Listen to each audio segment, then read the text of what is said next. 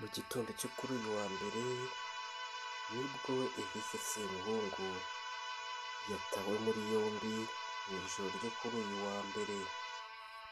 Ni nabwo ku mbuga nkoranyambaga hagiye hakwirakwira amafoto ya Eric Semuhungu ubwo yatawe muri yombi akekwaho gusambanya abana babiri b'abahungu.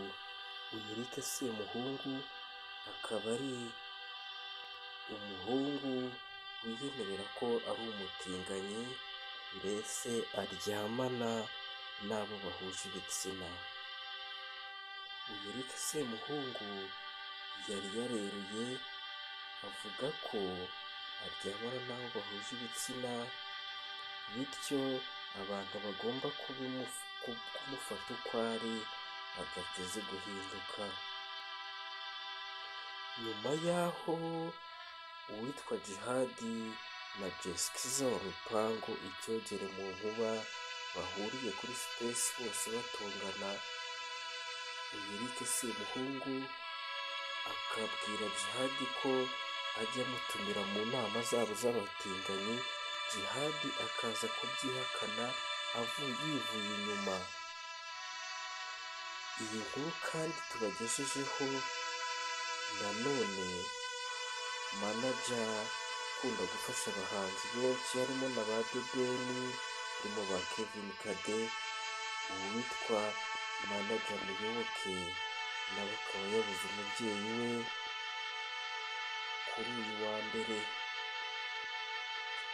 Turagira ngo tubabwire yuko ibi bintu, aya makuru agenda acicikana ku mbuga nkoranyambaga tuzajya tuyabagezaho uko bwije n'uko bukeye, kugira ngo mubashe kumenya update umunsi ku wundi. Kanda subscribe niba utarayikanze, ukore share, like na comment, ubundi tujye twibanira mu biganiro byacu bya buri munsi. Nyamara kandi Eric Semuhungu akaba yarirukanwe muri Leta Zunze Ubumwe za Amerika azira gukubita no gufata ku ngufu umwana mutoya cyane w'umuhungu utagejeje ku myaka y'ubukure, bityo Amerika ikaba yarafashe umwanzuro wo kumwirukana kubera iki cyaha yakoze. Yageze mu Rwanda naho atangira kugenda abikora umunsi uko bwije n'uko bukeye, ariko ntibamufate. Uyu munsi akaba aribwo bamufashe.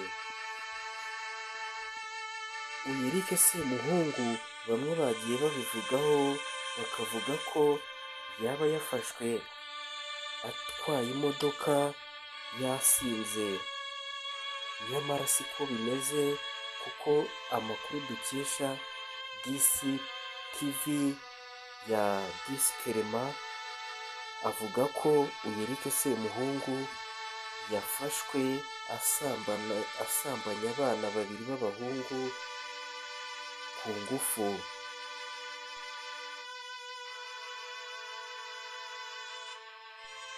Nyamara iki kibazo cy'ubutinganyi ni ikibazo abantu benshi badakunze kugenda bavugaho rumwe, kuko ibi bintu ntabwo abantu benshi babyishimira, kugeza n'aho ubona rubanda nyamwinshi bagenda babyamagana ibi bintu. Njye sinzi niba uyu muntu kugira ngo afate uwo bahuje ibitsina ku ngufu, sinzi imbaraga bimusaba, ariko njye mba numva bitashoboka. Gusa ibi bigaragara nk'ihohoterwa rikomeye abantu bakwiye kujya birinda kandi bagakumira hakiri kare. Amakuru tugenda dukura hirya no hino ku isi atubwira ko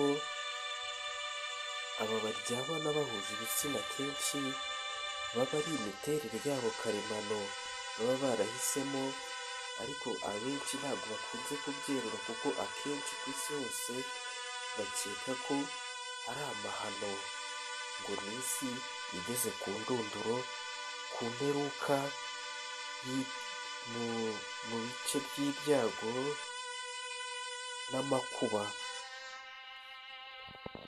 Hirya no hino ku isi bakomeza kugenda babyamagana, kugeza n'aho ibihugu bimwe na bimwe nk'ibi by'abaturanyi nk'urugero nka Uganda, abatinganyi baho bihisha cyane kuko iyo bababonye babagirira nabi. Nk'uko nakomeje kugenda mbibabwira haruguru, uyu Eric Semuhungu akaba akomeje kugenda akora ibintu by'amahano hirya no hino ku isi, aho yirukanwe muri Amerika azira gusambanya umwana w'umuhungu ku ngufu utagejeje ku myaka y'ubukure. None no mu Rwanda hageze arabikomeje. Ibintu ntabwo ari byo, ntabwo bikwiye. Uyu Eric Semuhungu mbanyuriyemo amwe mu mateka ye mu bintu akora, ni umu DJ ahostinga mu bitaramo bigiye bitandukanye, mu tubari, mu birori ndetse n'ahandi.